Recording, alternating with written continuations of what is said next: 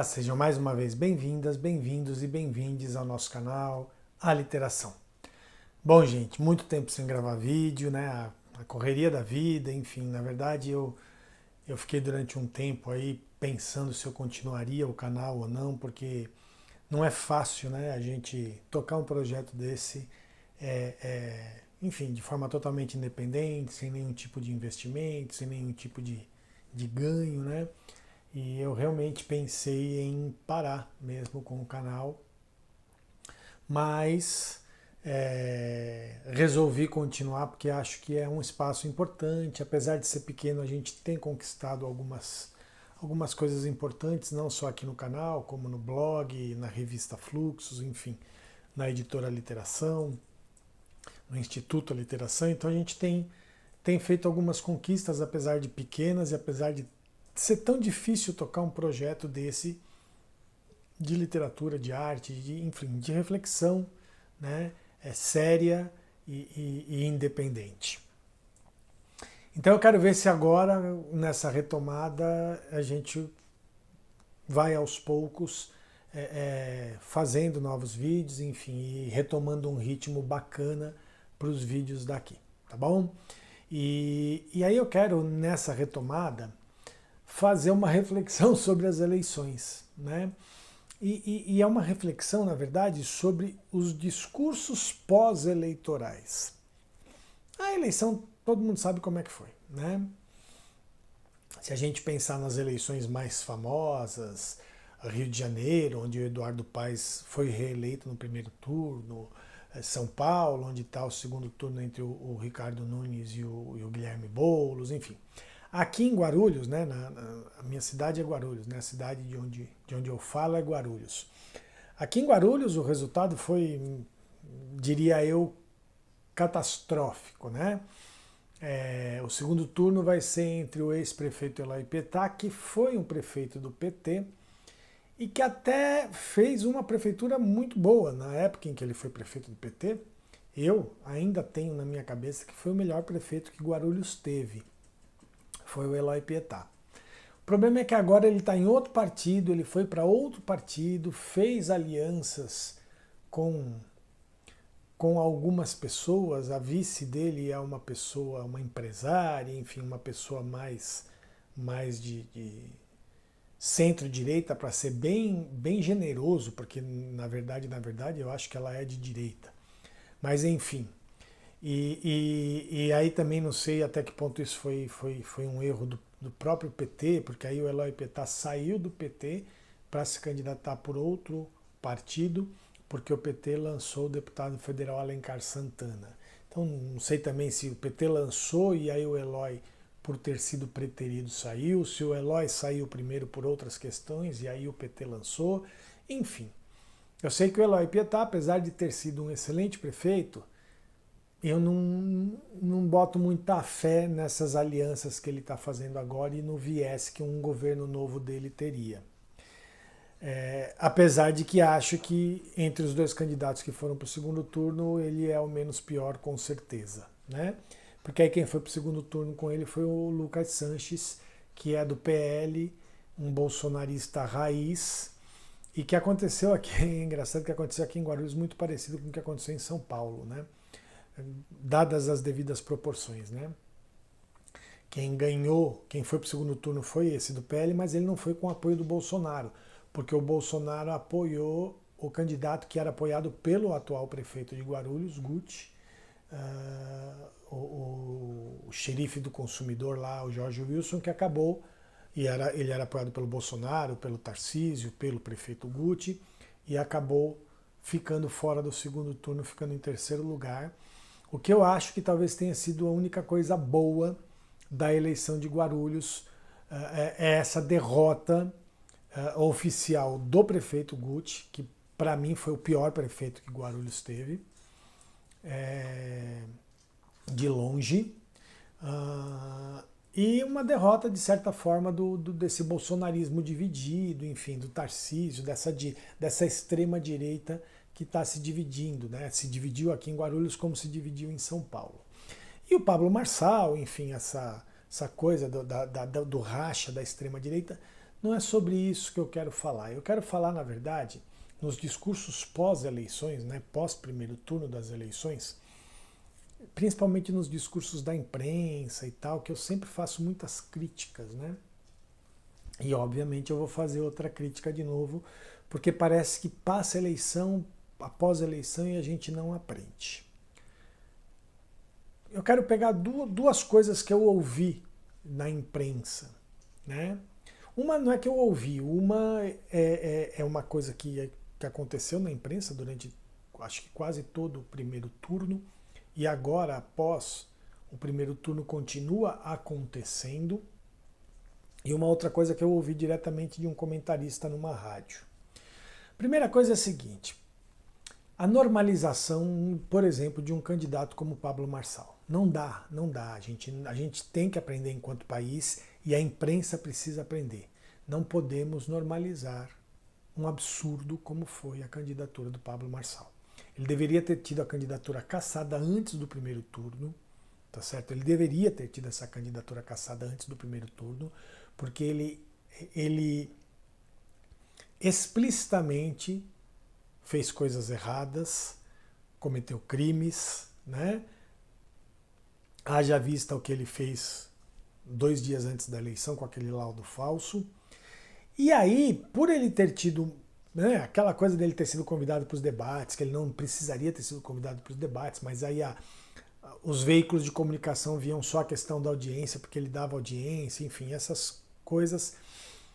Mas o discurso pós-eleitoral é continuar tratando o Pablo Marçal, que ele não foi para o segundo turno, então ele está fora da eleição, mas a imprensa continua tratando o Pablo Marçal como um candidato normal, como um político normal, como uma figura pública normal.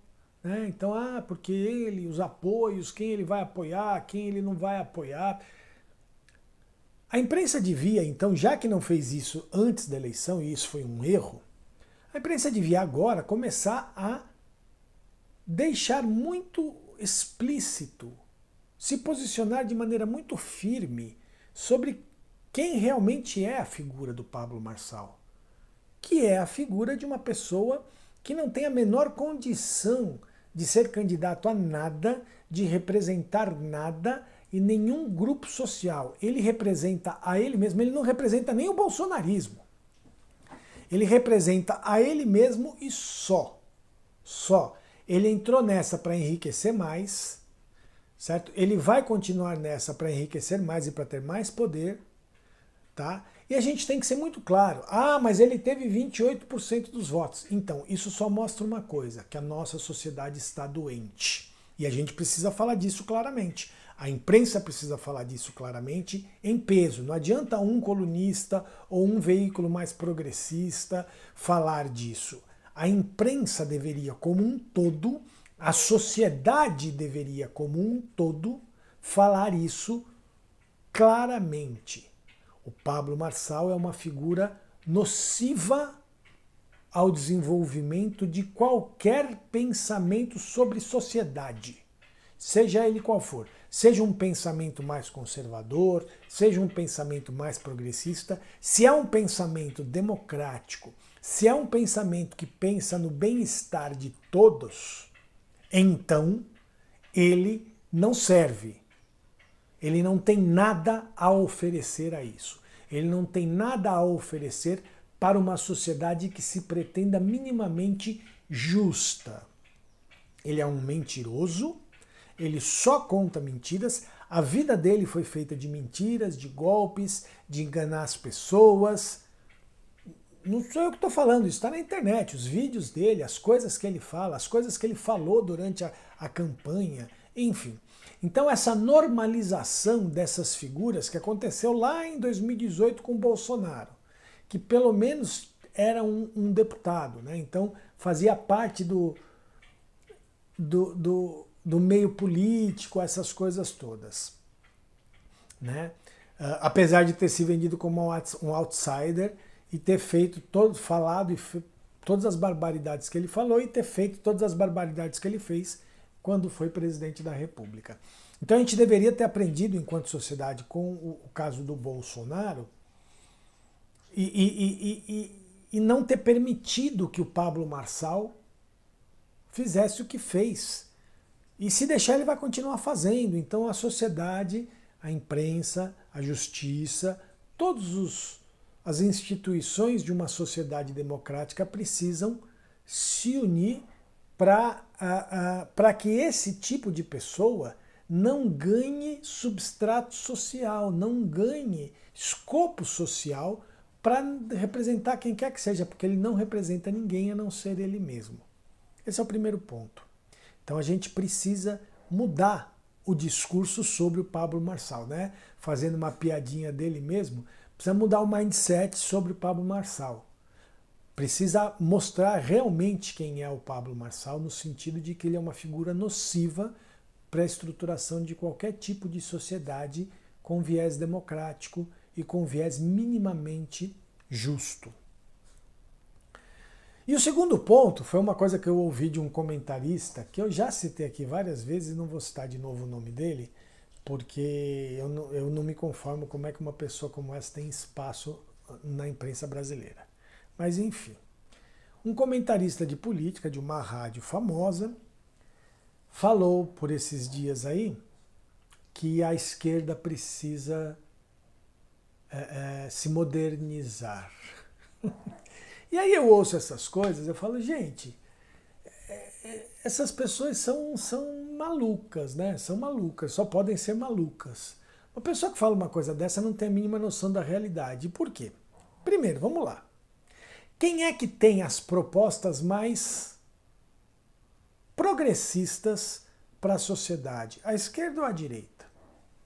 A própria direita se diz conservadora. Então quer conservar, não quer progredir. Então só o fato da direita se dizer conservadora e a esquerda se dizer progressista já mostra que quem tem que se modernizar não é a esquerda. Esse discurso de que a esquerda tem que se modernizar é típico de quem quer que a esquerda haja como a direita.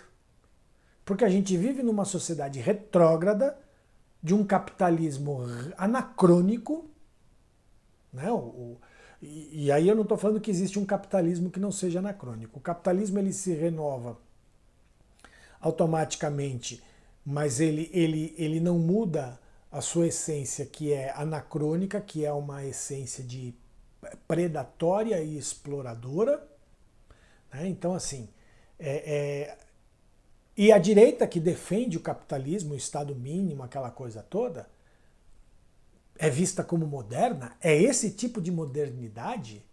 Que modernidade mais antiga, mais ultrapassada e mais superada? E é a esquerda que tem que se modernizar? Ah, meu caro, eu não gosto de usar essa expressão vai estudar, nem nada disso, mas reflita com um pouco menos de subserviência ao seu patrão. Eu sei que você tem que falar num veículo de comunicação e os colunistas dos grandes veículos de comunicação têm que falar o que o patrão manda, né? Em geral, com algumas exceções, mas em geral, eu não posso acreditar que alguém ache que os posicionamentos da direita, e olha que eu estou falando de uma direita, vamos chamar de uma direita moderada, né? Achar que os pensamentos e as ideias e os valores que a direita brasileira carrega são mais modernos que os valores que a esquerda brasileira carrega. A gente não tem uma esquerda sectária no Brasil. Estou falando com representatividade política. Se a gente pegar o PT, o PSB, o PSOL, os partidos mais à esquerda que têm alguma representatividade no Brasil, nenhum deles é sectário, nenhum deles tá enrijecido num socialismo duro, muito menos num comunismo, como essas pessoas falam, nem nada disso, né? São social-democratas, eu nem acho tão à esquerda assim, mas vamos lá, vamos chamar de esquerda. São partidos que têm um olhar para o estado de bem-estar social. Querem um Estado mais forte, justamente para que ele possa oferecer políticas públicas de bem-estar social para uma parcela maior da população, né? Não sei se para toda a população, não sei se consegue alcançar toda a população, mas para uma parcela maior da população. E isso é retrógrado? E isso é que precisa mudar? Enquanto a direita faz um discurso totalmente anacrônico de privatização de Estado mínimo que a gente sabe que não dá certo. E a gente sabe que não dá certo porque a história mostra para nós que... Ah, mas o comunismo não deu certo. Aqui a discussão não é o comunismo e o capitalismo. O capitalismo também não deu certo e não está dando certo. Né? Está destruindo o planeta, nós estamos chegando no ponto de não retorno em relação às mudanças climáticas. Né? Não diminuiu a pobreza, não diminuiu a fome no mundo, concentrou cada vez mais as grandes fortunas na mão de um número menor de pessoas. Então, o que isso é dar certo? Isso é dar certo? Isso é moderno? Então, será que esse colunista realmente acredita no que ele está falando? De que a esquerda precisa se modernizar? E olha que eu estou falando, volto a dizer, eu estou falando da chamada direita moderada. Porque se a gente for falar da extrema direita brasileira, bolsonarismos e que tais, o mundo que eles pregam é um mundo pré-democratização, é um mundo ditatorial, é um mundo da década de 40 e 50 do século passado. Né?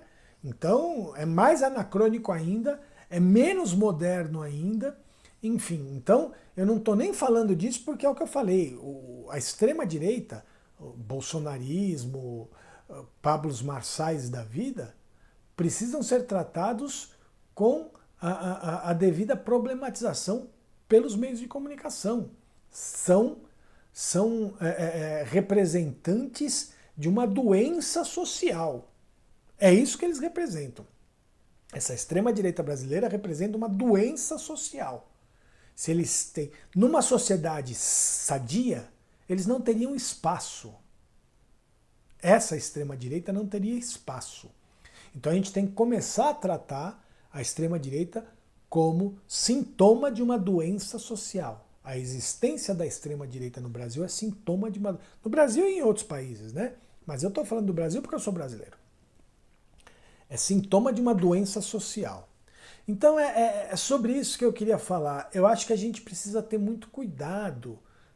Agora, a gente que profere os discursos e quem ouve os discursos da imprensa, principalmente, a gente tem que analisar com muito cuidado. Porque pedir bom senso da imprensa a gente pede o tempo todo. Eu já fiz inúmeros vídeos aqui no canal criticando a imprensa e pedindo bom senso da imprensa. Mas não adianta, né? Os veículos de comunicação da imprensa mais tradicional são, a grande parte deles são instrumentos de comunicação dos donos do poder econômico e que não vão querer mudar, né?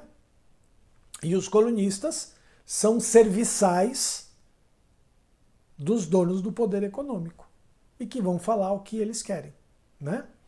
E não vão sequer raciocinar de que estão falando uma grande besteira, como este cidadão que falou que a esquerda precisa se modernizar.